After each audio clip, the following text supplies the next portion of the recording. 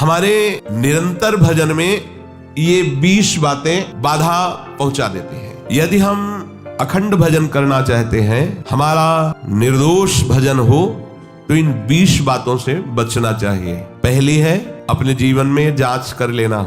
इष्ट से, गुरु से विमुख करने वाले पुरुषों का या स्त्रियों का या विषयों का किसी भी तरह से हम संग न करें। पहली बात, आराध्य देव गुरुदेव के वचनों में अविश्वास पैदा कर दे, हमारी भक्ति को बाधित कर दे, चाहे वो स्त्री शरीर हो, चाहे वो पुरुष शरीर हो, चाहे वो कोई विषय ही क्यों ना हो, हमें उससे संपर्क नहीं रखना। भगवद विमुख करने वाले पुरुषों का संग नहीं करना पहला लक्षण है। अगर वो कोई है हमारे जीवन में तो हमारा भजन बाधित हो जाएगा। हमें संग नहीं करना, समझना है, हमें संग नहीं करना। मानो भगवत मार्ग में विरक्त हैं तो, पर जो गृहस्थ है भजन करके भगवत प्राप्ति चाहता है, परिवार में अलग उद्देश्य वाले, अलग भाव वाले हैं, भिन्न मति, अलग मति वाले हैं, अब वो कैसे भजन करें? अपने को संपर्क नहीं रखना, अपने को जो कर्तव्य पालन करना वो करना, लेकिन हमको उनकी बात नहीं सुननी, उनका संग नहीं करना, उनका चिंतन नहीं करना। अगर इतनी चतुराई नहीं तो फिर भजन बाधित हो जाएगा। जासे होए स्नेह राम पद एतो मतो हमारो, जिससे प्रभु के चरणों में प्रेम हो, ये सबसे बड़ा मत है। गोस्वामी तुलसीदास जी कह रहे हैं। हमारे आराध्य देव गुरुदेव, इनमें अश्रद्धा पैदा करवा दे। आराध्य देव का नाम, आराध्य देव की लीला, आराध्य देव का गुण महिमा धाम जो गुरुदेव से प्राप्त हुआ है, उसमें हमारी अरुचि करवा दे। इससे बड़ा शत्रु और कौन हो सकता है? क्योंकि लौकिक शत्रु तो हमारे देह को नष्ट कर देगा, लेकिन ये शत्रु तो हमारे आराध्य देव के संबंध को ही नष्ट कर रहा है, ये तो हमारे परमार्थ को ही नष्ट कर रहा है। सबसे पहला इन 20 विघ्नों में आराध्य देव गुरुदेव के प्रति अश्रद्धा, अरुचि पैदा करवा दे। ऐसे बहिर्मुख कुसंगी का संग नहीं करना, चाहे वो स्त्री शरीरधारी हो, चाहे वो पुरुष शरीरधारी हो, या कोई विषय ही क्यों न हो। जिस विषय के सेवन से आराध्य देव गुरुदेव के प्रतिकूल आचरण बन जाए, हमें वो विषय सेवन नहीं करना। दूसरा, अधिक बोलना। मननशील महात्मा को ज्यादा बोलने का अवसर नहीं है। प्रायः आप देखना भजनानंदी उपासक मौन व्रती मिलेंगे। एक होता है जड़ मौन और एक होता है विचार मौन। उपासक को विचार मौन रहना ही चाहिए।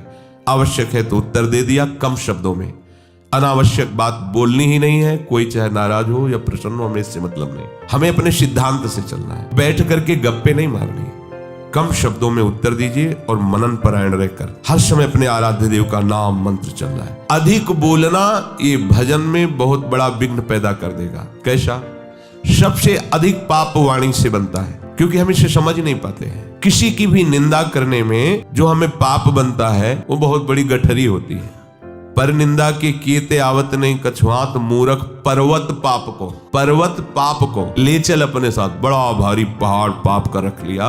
और भजनानंदी उपासक को ये समय कहाँ है किसी के विषय में बोलने का? पर देखो अपने लोगों में अगर ये विघ्न है अधिक बोलना, तो दो बातें आ ही जाएंगी, किसी की स्तुति और किसी की निंदा, किसी के गुण का वर्णन और किसी के अवगुण का वर्णन। ये आपके भजन में बाधा पहुंचा देगा। अधिक बोलने से मिथ्या भाषण निकल जाएगा, अधिक बोलने से किसी की निंदा निकल जाएगी, ये आपके लिए हानिकारक होगा। अहितकारी वचन, मिथ्या वचन, निंदा से भरे वचन, ये हमारे जिह्वा में नाम भगवान को प्रकाशित नहीं होने देंगे, मंत्र में रुचि नहीं हो पाएगी। अधिक बोलना। तीसरा है नवीन भोगों को भोगने की इच्छा रखना। आज ऐसे भोजन बनाया जाए, आज ऐसे किया जाए, आज ऐसे किए। किसी भी इंद्रियजन्य भोग को नवीन प्रक्रिया से भोगने की इच्छा रखना, ये भजन के लिए बहुत हानिकारक है। शरीर के प्राण पोषण के लिए ही हमें केवल अन्न जल आदि का आवश्यक ग्रहण करना होगा, जिससे हमारा शरीर भजन मार्ग में सहायता दे। बस अगर इसी जन्म में भगवत प्राप्ति करना है तो आपको चारों तरफ से अपने आप को घेरना होगा। अगर हमारी इंद्रियां, हमारा मन विषय सेवन में ही बना रहा तो भगवदानंद किससे हम अनुभव करेंगे?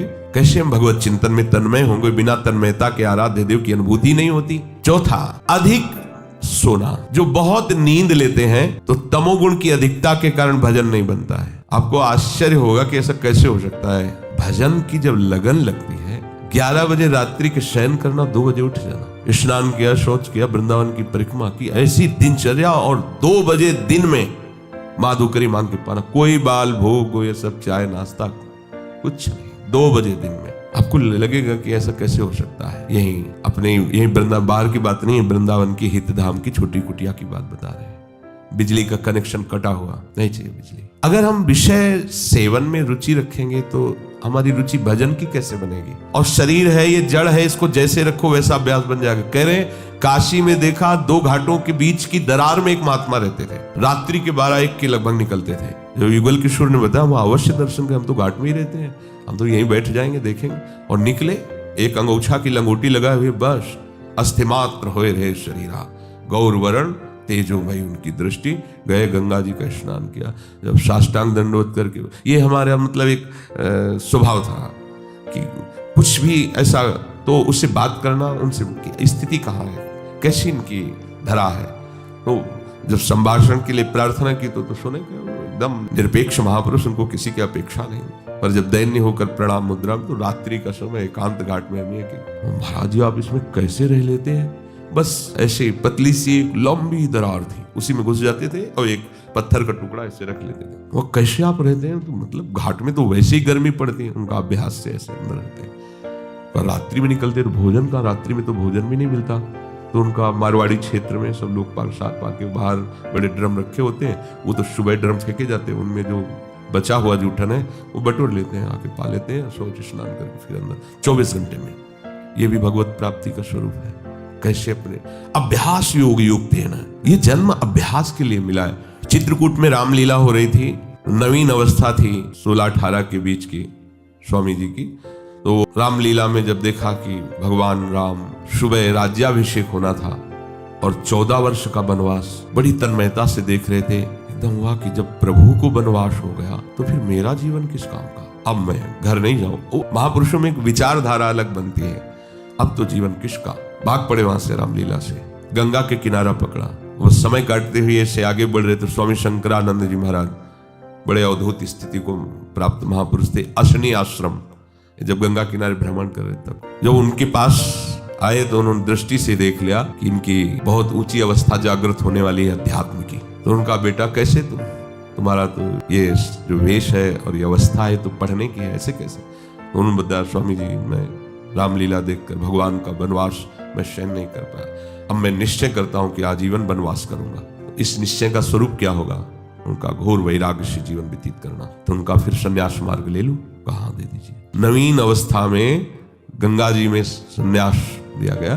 संन्यास का होता है कि दिगंबर कर दिया जाता है, निर्वस्त्र, और गंगा में खड़ा किया जाता है। अब तुम्हारा कौन है, तो गंगा को साक्षी करके बोलता है कोई नहीं, नारायण के सिवा मेरा कोई नहीं। फिर वो संस्कार किए जाते हैं, फिर इसके बहुत से संत उपस्थित रहते हैं, फिर उनको लोक मर्यादा के लिए लंगोटी दी जाती है और यहाँ तक केवल वस्त्र ढकने की अनुमति संन्यास को। जब उनको लंगोटी देने उनका नहीं गुरुदेव, क्योंकि संस्कारी महापुरुष थे। तो कहा लोग बोले अब लोक व्यवहार रहा कहाँ प्रभु, तो उनका ठीक है ऐसा ही सही, चलो तो कहाँ, बोले आश्रम। बोले नहीं जान, हमें आपने संन्यास दिया, आजीवन आपके सामने नियम लेते हैं, यही जीवन व्यतीत करेंगे।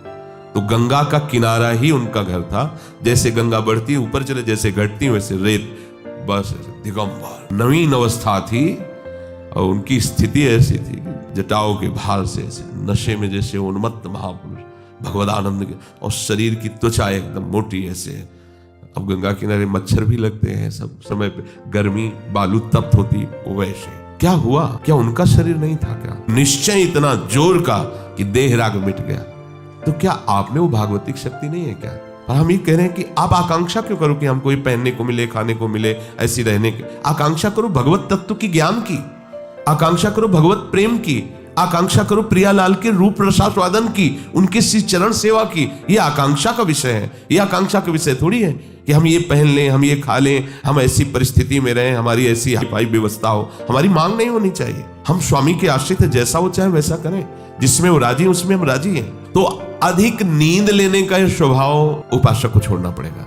बिल्कुल ना सोना और बहुत सोना, आगे के श्लोक में भगवान मना करते हैं, दोनों को योग सिद्ध नहीं होता।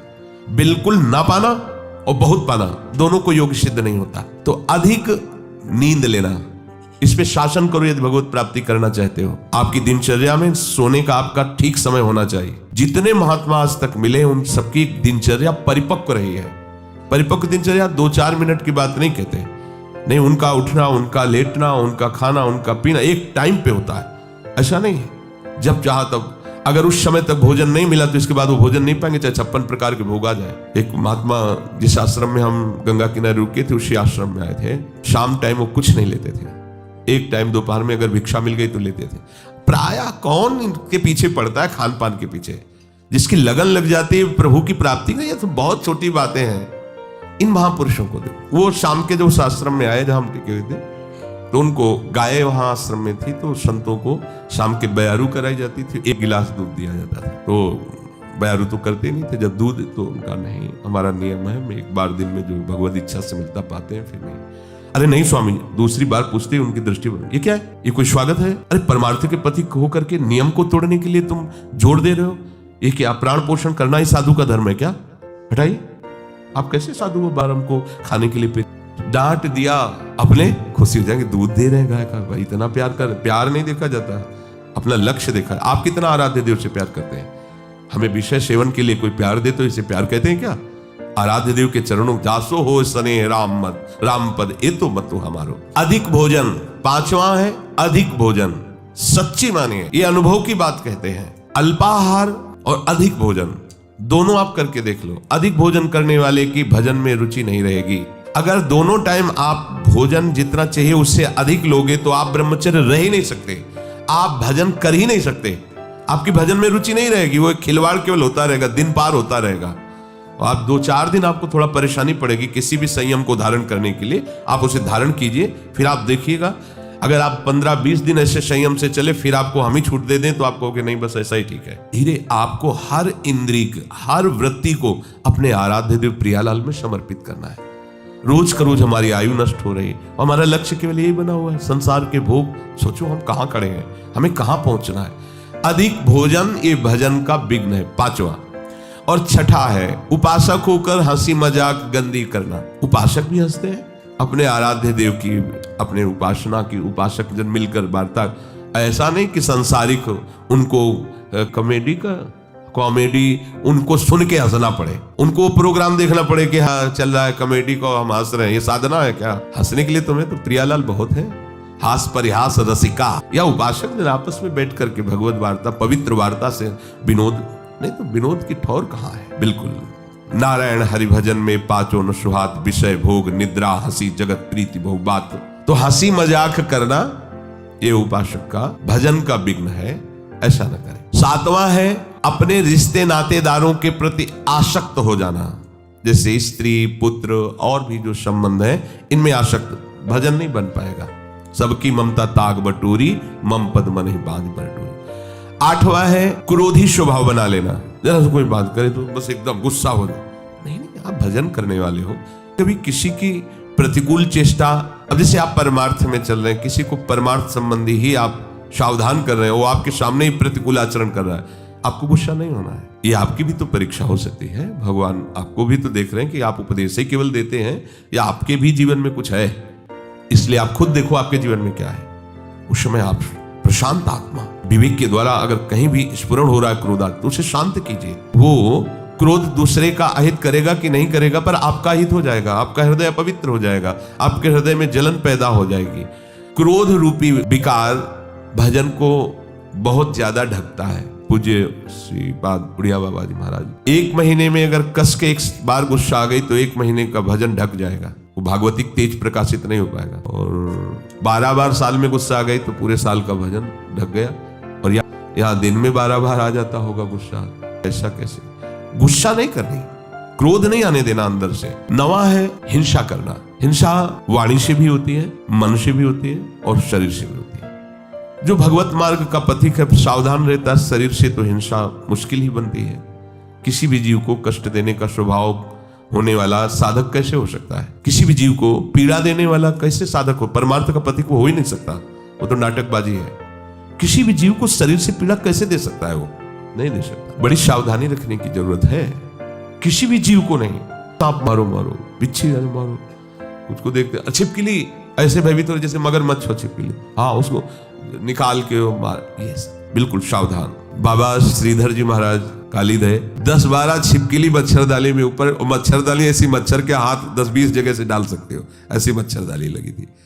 क्या रात दिन भजन में डूबे हुए, वो ऐसा नहीं था कि वो जो जाते थे अपने लोग। तो आपका लक्ष्य प्रभु है तो आप में सबको प्रभु को देखना हो, सब में प्रभु, कोई भी बाधा नहीं पहुंचा सकता। सेनपुर में आपको मतलब ये बात ऐसा लगेगा कि शायद अत्युक्ति करके कही जा रही हो, जैसे काले चींटे घूमते ना, ऐसे भूरी और काली बिच्छी घूमती थी शाम के, और एक से एक कोबरा, किंग कोबरा, बड़े शाम, क्योंकि गंगा का किनारा, भीषण जंगल, और एक पंजीरी बाबा, बूढ़े बाबा उधर रहते थे, दूसरे हम वहां थे, और वो कान के बहरे थे कि हल्ला बचाओ तो सुनाई न दे। अब केवल भगवत आश्रय ले तो और क्या वहां रह सकता है। बस दृढ़ निश्चय था कि अगर संयोग है तो काटेगा, नहीं तो नहीं काटेगा। तो बहुत समय तक रहने पर कभी बिच्छी ने नहीं मारा, कभी सांप ने। ऐसे आसन में बैठे हुए और ऐसे सांप जा रहे हैं, ऐसे बिछखा पर सांप। उल्लुओं की आवाज तो ऐसे जैसे कोई संगीत गा रहा हो, 14 राग से वो गाता है उल्लू, 14 प्रकार की आवाज होती है, हर आवाज में एक भय उत्पन्न हो। गंगा जी के किनारे तो प्रतिध्वनि भी होती थी उसकी, अंधेरा न कोई लाइट न कुछ, केवल प्रभु ही प्रभु, मंत्राकार वृत्ति। अरे जो पीछे संत महात्मा इसीलिए ऐसे स्थानों का चयन करते थे, अन्य आश्रय नहीं, केवल भजन ही करना पड़ेगा, दूसरा उपाय नहीं है। हिंसा ना तो शरीर से होनी चाहिए, और वाणी से भी हिंसा होती है। किसी के दिल में दुख पहुंचाने वाली वाणी बोलना हिंसात्मक वाणी है नहीं। सबके दिल में दिलवर वास करता है, उसी की हम उपासना करते हैं। हमको ऐसे कठोर वचन नहीं बोलने हैं जिससे उसका हृदय दुखी हो जाए। हम अपनी बात कह देते हैं, ना मानो आपका, देखो भगवान गीता जी बोल दिए ना, मानो या ना मानो तुम्हारी बात है। मानोगे तो भगवदानंद में रहोगे, नहीं मानोगे तो विषयानंद में डूबोगे। और एक होता है मन से हिंसा करना, ये ज्यादा होता है। शरीर से हिंसा करना तो साधक मार्ग में बहुत ही निंदनीय है। वो तो शायद ही कोई ऐसा मूर्खतावश कर दे, नहीं तो नहीं करेगा, क्योंकि वो साधक मार्ग में चल रहा है। उपासना मार्ग में काहे कि किसी जीव की हत्या करेगा। वाणी से वो भी चूक कर सकता है, किसी को ऐसे दुखद वचन जाओ भोगोगे, ये भी दंड है ना, ये भी आप हिंसात्मक वचन बोल रहे हैं। अगर आप भजन करते हैं और आपका वचन लागू हो गया, जाओ भोगो, तो आपने उसके लिए विधान कर दिया ना दुख का। तो साधु से होए न कारज हानि, साधु तो परहित परम मंगल करने वाला होता है, उसके दुख का विधान कैसे करें। और मन से होता है कि जब कोई हमारे प्रतिकूल चलता है तो एक जलन होती है, उस जलन में हमारे अंदर निकलता है, भोगोगे तुम, फिर आगे चल करके तुम देख लेना तुम्हारी दुर्गति होगी, तुम अमुक कष्ट पाओगे, जाओ ऐसा ऐसे। वो जो मन है ना, वो अपने आप संकल्प करता है, तब इसको समझ में आएगा कि ये जो हमारी प्रतिकूलता कर रहा है ना, तब इसको समझ, ये सब बातें नहीं होनी चाहिए। अगर ये बातें हैं तो आपके भजन में टांग टूट जाएगी आपकी, आप भजन की चढ़ाई पे नहीं चढ़ पाएंगे। ये टांग तो सुरक्षित बनी रह चाहे, लेकिन भजन की चढ़ाई आप नहीं चढ़ पाएंगे, आप फिसल जाएंगे। जो दूसरे का तनिक भी अहित सोचता है, उस दूसरे का अहित हो या ना हो, तुम्हारा उसी क्षण से अहित शुरू हो गया, उसी क्षण से तुम्हारा हानि शुरू हो गया। 10वां है काम विकार। ये चाहे कर्म मार्ग का पथिक हो, कर्मयोग, भक्ति योग, ज्ञान योग, ये तीनों मार्गों में अपना एक छत्र बाधा का राज्य उपस्थित करता है काम। ये छोटी मोटी शक्ति नहीं है, चाहे ज्ञान मार्ग में हो, चाहे कर्मयोग मार्ग में हो, चाहे भक्ति योग मार्ग में हो। ये ऐसा भागवतिक सैनिक है कि हर जगह इसका प्रवेश है, विघ्न पहुंचाने की इसमें ताकत है, इसीलिए सब इससे डरते रहते हैं। अगर इससे डरते रहोगे तो निर्भय हो जाओगे, और इससे डरना बंद कर दोगे तो फिर डर तुम्हें कभी छोड़ेगा भी नहीं। ध्यान रखना, यही डर ही डरप हरिवंश हित। महाप्रभु कह रहे हैं डरते रहो। ना जानो छिनंत कवन बुद्धि घटाई प्रकाशित, छुटी चेतन जो अचेत तेव मुनि भय विश्वासित। महाप्रभु कह रहे हैं डरते रहो, ये बात से डरते रहो। एक संत भगवान कह रहे थे काला सर्प काट ले तो उसका उपचार हो सकता है, लेकिन ये काम अपना अधिकार हृदय पे कर ले, ये डस ले, इसका उपचार नहीं हो सकता। ये ऐसा जहर है कि वो लहरें लेते रहो, पूरा जीवन वो नशा चढ़ा रहेगा उसका। और जैसे आपकी आयु कम होती जाएगी, मतलब अवस्था शरीर की बढ़ती जाएगी, आयु कम से और बढ़ता जाता है। जैसे आपकी शरीर शक्ति क्षीण होती, वैसे ही वासना और रंग लाती, क्योंकि दुर्गति करना है ना। इससे चाहिए कि भगवान नाम और भगवत आश्रय के बल से इस विकार को सह कर शांत किया जाए। जितना आप सहनशील होगे उतने ये शांत होता चला जाएगा। 11वां, अपनी निंदा होने पर सहन न करना। ये भजन में बाधा है। जब अपनी निंदा हो तो आनंद मनाना चाहिए अंदर से, कि जो हमें प्रारब्ध भोग भोगना था दंड रूप में, वो निंदा करके उसको नष्ट कर रहा है। बड़ी कृपा हुई। अंदर से इस बात को समझिएगा। अगर हमारी कोई निंदा कर रहा है तो हमें आनंदित होना चाहिए, हमारा परमार्थ मार्ग साफ हो रहा है। ध्यान रखना, हमारा परमार्थ मार्ग जो बाधित होने वाला था उसकी निंदा से कट गया। बहुत बड़ा प्रभाव है। बिना भोगे तुम्हारे प्रारब्ध का नाश करा दे वो निंदक है, इससे बड़ा कोई हमारा सहयोगी नहीं है। साधो निंदक मित्र हमारा। चरणदास जी ने इसमें बड़ा आशीर्वाद दिया है कि जो कोई निंदा करे हमारी उतरे भव से पारा। साधो, क्योंकि उसने हमारे परमार्थ को साफ कर दिया। प्रशंसा करने वाला तो परमार्थ में रोड़ा पैदा कर दिया, देहाभिमान फिर पुष्ट होगा और भगवत चरणारविंद का आश्रय छूट जाएगा। लेकिन निंदा करने वाले ने भगवत आश्रय पुष्ट कर दिया, परमार्थ को बिल्कुल पवित्र और साफ कर दिया। आए हुए बुरे प्रारब्ध को नष्ट करने के लिए ये जो हमारी प्रभु निंदा कराते हैं, बहुत कृपा है छुपी हुई इसमें। उसे हमें भोगना पड़ता, सड़ना पड़ता। कई बार सुनाया है कि भगवान वशिष्ठ जी कुल पुरोहित थे और वो चक्रवर्ती सम्राट पे पद में थे, तो उनके शरीर में किसी पूर्व कर्मा अनुसार वो कुष्ठ हो गया था, गलित कुष्ठ। तो राजगद्दी पे थे, ढक के से रहते, तो वशिष्ठ जी से कहा इससे जीना से अच्छा है मर जाना। हम अपनी सभा में भी खुल के नहीं बैठ सकते ऐसा गलित कुष्ठ। कोई उपाय है तो उनका कर्म का फल तो भोगना पड़ता है। अवश्य में भोक्तव्यम कृतम कर्म शुभाशुभम। महाराज कोई भी दान पुण्य कुछ ऐसा जो आप दुर्गा दान पुण्य से नष्ट नहीं होगा। एक उपाय है, आपके बड़े भ्राता की जो पत्नी, बड़े भ्राता युद्ध में मारे गए, आप रोज जाके उनको भगवान श्री राम का चरित्र सुनाइए जो आ गया। अब रोज टाइम से 2-2.5 घंटे सभा के बाद जाते थे रात्रि में और 10-11 बजे वापस आते। धीरे धीरे बात पूरी नगर में फैल गई। सब लोग निंदा करने लगे, देखो कि वैसे ही भोग रहा है कुष्ठ का, और ये कितना दुराचारी है कि माँ के समान पवित्र भाव जिसमें रखा जाता है बड़े भ्राता की पत्नी, अब बड़े भ्राता तो युद्ध में पधार गए तो देखो रोज रात्रि में उनके यहाँ जाता है। अब कुष्ठ खत्म होना शुरू हुआ। अब 20 लोग बैठ करके उन्हीं के राजा के विषय की बात सुन। सब एक दिन वशिष्ठ जी से कहा, प्रभु जब मुझे हमारे ये जो गुप्तचर बताते हैं आकर कि प्रजा ऐसी हमारी निंदा कर रही, तो ऐसा लगता है कि मर जाना। तो बोले कुष्ठ नष्ट करने में तुम्हारा ये बहुत बड़ा सहयोग होगा। पहले कहते थे कुष्ठ के कारण कि मर जाना अच्छा है, जब दवाई करवा रहे हैं तो तुम कह रहे ऐसा कुष्ठ कम हुआ ना? बोले हाँ कम। फिर सब कुष्ठ नष्ट हो गया, पूरे राज्य में ये निंदा इनकी होने लगी और कुष्ठ नष्ट हो गया। अब यहाँ नाक का बचा, उनका भगवान नाक का बच्चा, बोले कभी ये नष्ट नहीं होगा। क्यों? बोले वे वशिष्ठ के हिस्से का है और हम जानते हैं तुम रामचरित्र सुनाने जाते हो, कोई गलत लगे। फिर बुलाया पूरी प्रजा को और सभा में बताया कि ऐसा ऐसा, तो गलित कुष्ठ उनका नष्ट हो गया। ये जो हमारी निंदा करने वाले हैं, ये जो हम केवल भोग कर ही उसका समन होता, उस पाप को, उस अपराध को अपनी निंदा जिह्वा से, संतों ने कहा माँ से भी ज्यादा ये दुलार करते हैं। माँ तो हाथ से मल साफ किया होगा, ये हमारे उस कर्म जनित मल को वो जिह्वा से साफ कर देते हैं निंदा करके। तो निंदा जब हमारी हो रही हो, अपमान हो रहा हो, तो हमें सहन करना चाहिए। हमारे बहुत बड़े बुरे प्रारब्ध का वो निवारण कर रहे हैं। पर ऐसा बहुत कम होता है। जब निंदा होती है तो हम जब उसकी निंदा खुद करने लगते हैं तो उसका परिणाम ये होता है जो हमारे पास था वो तो था ही और वापस आ जाता है। पर निंदा के किए थे आवत नहीं कछुआत, मूर्ख पर्वत पाप को ले। हमें दूसरे की निंदा नहीं करनी, पर अपनी निंदा हो तो आनंद पूर्वक सहना है। किसी से कहना भी नहीं कि वो हमारी निंदा करता है, नहीं, जो पूरा काम होना है उसमें घाटा पड़ जाएगा। परम लाभ की बात है, ध्यान देना। पर ये सहन नहीं होती बिल्कुल, और ये बिल्कुल निर्मल कर देगा आपको। निंदक नियरे राखे आंगन कुटी छवाए, बिना साबुन पानी बिना निर्मल करे भाई।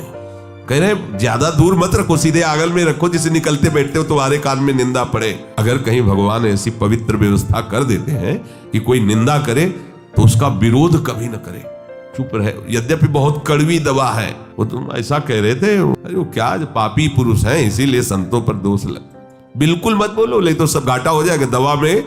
फिर वो उतनी सामर्थ्य नहीं दे जाएगी आपका जो रोग नष्ट होना है। शांत चुपचाप सह जा। जैसे कोई कहे कि वो ऐसी निंदा कर रहे थे, हाँ तो इसी लायक हम ही है ना, आगे बढ़ो, अपना काम बन रहा है। श्री जी कितनी कृपालु है, बिना भोगे हमें निर्मल करके आगे बढ़ा रही। और 12वां है स्वयं दूसरों की कभी निंदा ना करना और ना सुनना। देख लो ये भजन के विघ्न है। अपनी जबान से किसी की निंदा नहीं करना, अपने कान से किसी की निंदा नहीं सुनना। और 13वां है अपनी दिनचर्या में आलस्य न करना। ये बहुत रोज 4 सवा 4 बजे जाना पड़ता है, कभी तो सो लेते हैं या प्रमादित नहीं, या शरीर चलने लायक नहीं रहा तो बात है, नहीं तो आलस्य साधु के, उपासक के परमार्थिक जीवन में बहुत बड़ा शत्रु। आलस्य नहीं होना चाहिए। और शौकीनी, कोई भी वस्त्र, खान पान, कुछ भी शौक के लिए नहीं होना चाहिए। आज इस रंग का चप्पल तो कल उस रंग का जूता, तो इस रंग का मुफलर तो इस रंग की जैकेट, ये परमार्थ के पथिक की नहीं। जो आपके पास हो वस्त्र है आराम से, उनके लिए आप शौक मत रखो या वैसा आए अब वैसा, और किसी भी तरह की कोई शौकीनी के लिए वस्तु का प्रयोग न करो। 15वां, किसी भी तरह की प्रसिद्धि को अपने में स्वीकार मत करो। हजारों लोग प्रणाम कर रहे हैं, यश हो रहा है, ऐसा वैसा, आपका नहीं हो रहा है। वो आपके गुरुदेव और आराध्य देव का है, आपका नहीं। आप स्वीकार करोगे तो विष पी लोगे। सम्मानम कल्याति घोर गरलम नीचापमानम सुधा, श्रीपाद प्रबोधानंद जी महाराज कह रहे, ये सम्मान विष है, तुम्हें सम्मान नहीं हो रहा। अगर तुम समझते हो तुम्हारा सम्मान हो रहा है तो आराध्य देव और गुरुदेव से अलग होइए, उनके चिन्हों को धारण करना बंद कीजिए। देखो कौन तुम्हें प्रणाम करता है। उनका यश गा रहे हो इसलिए तुम्हारा यश हो रहा है, उनके दासत्व से युक्त हो इसलिए तुम्हारे सामने दास भाव से सब जन प्रणाम कर रहे हैं। तुम प्रभु के आश्रित हो इसलिए वो तुम्हारे आश्रित हो रहे हैं। केवल प्रभु का उसमें यश है, प्रभु के आश्रय की महिमा। तुम अपना कुछ मत समझ लेना, नहीं छोड़ो।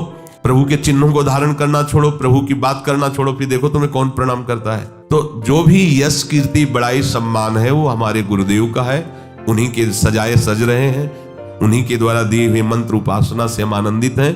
उन्हीं के आश्रय के कारण ये सब है, अपना अस्तित्व नहीं है। मान बड़ाई की चाह रखना भजन का बड़ा भारी विघ्न है कि भाई और कुछ तो नहीं है, चाहते हैं पर इतना तो है कि समाज में बना रहे। भजनानंदी महात्मा है और देखो बचपन से भजन कर रहे हैं, इनको आदर दीजिए, बड़े त्यागी महात्मा है। ये सुनने के लिए कान लालायित रहते हैं अहंकार पुष्ट होने की वृत्ति वाले के। ये नहीं होना चाहिए। जब कोई तुम्हारी बड़ाई करने लगे तो तुम्हारे हृदय में एक संकोच जनित चुभन होनी चाहिए। क्यों व्यर्थ की बात कर रहे हैं? अंदर से लगना चाहिए, बनावटी नहीं, अंदर से आना। और सच्ची बात है, सच्ची बात। यदि गुरुदेव की कृपा ना हो, प्रियाजू की कृपा ना हो तो एक बार राधा नहीं बोल सकते। तुम निरंतर भजन की तो बात जाने दो। एक दिन निष्पाप व्यतीत होना कठिन हो जाएगा।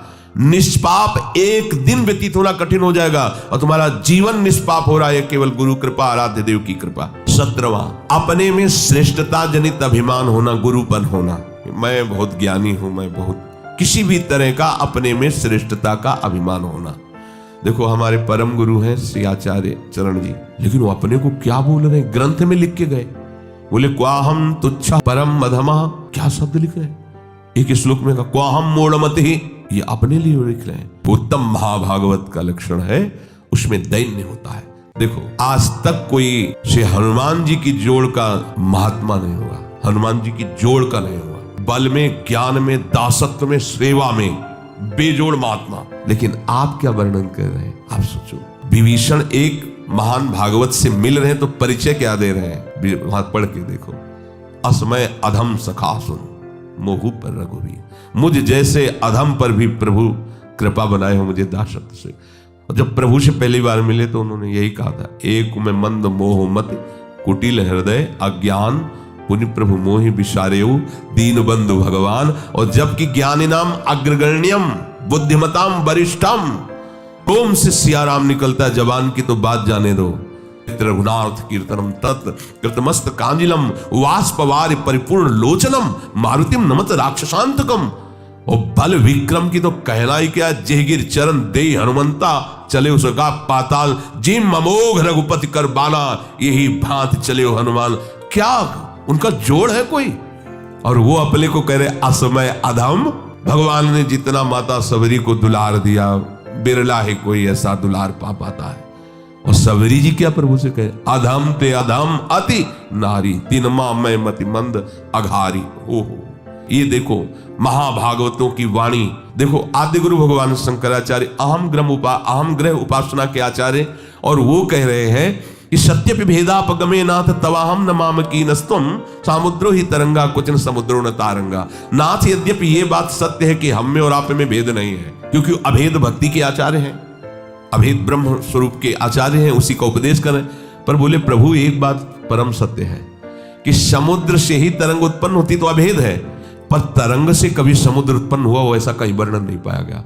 अर्थात हे हरि, आप समुद्र हो और मैं आपकी तरंग हूं।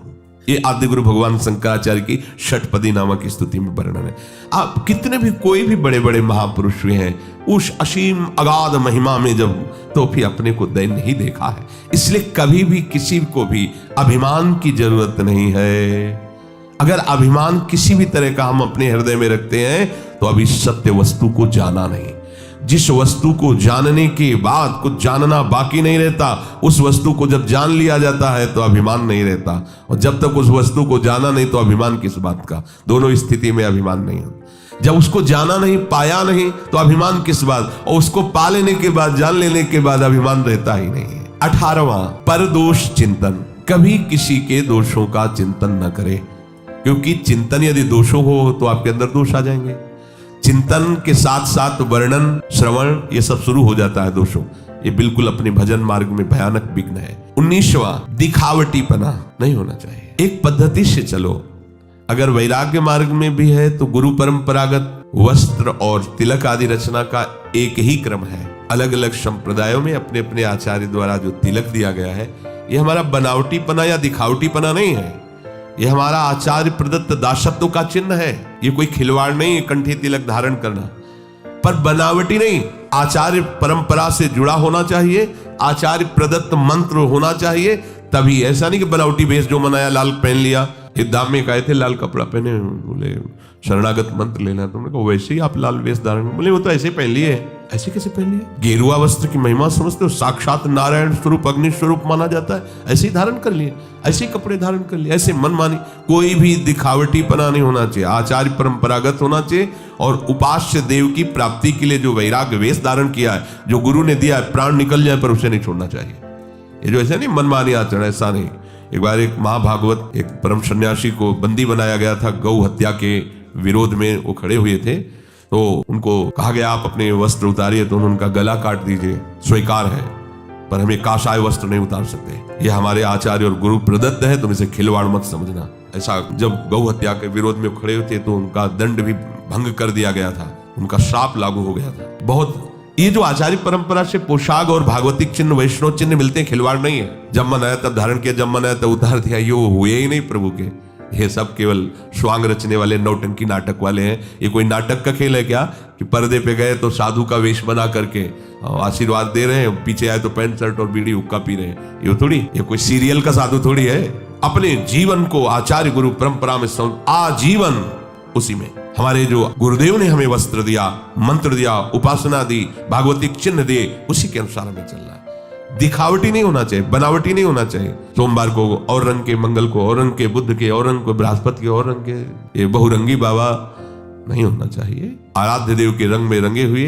शुरू से हर संप्रदाय की एक पोशाक होती है। नैष्ठिक ब्रह्मचर्य, श्वेत वस्त्र धारण करके मूंज मेखला, महावाक्य ऊपर का लाल वस्त्र, नीचे का सफेद, संन्यास काशा गेरुआ वस्त्र, वैष्णव श्वेत पीत या भगवत प्रसादी। किसी भी संप्रदाय का वैष्णव पीत वस्त्र धारण कर सकता है, श्वेत वस्त्र धारण कर, या गुरु इष्टिक भगवत प्रसादी, उसमें रंग नहीं देखा जाता।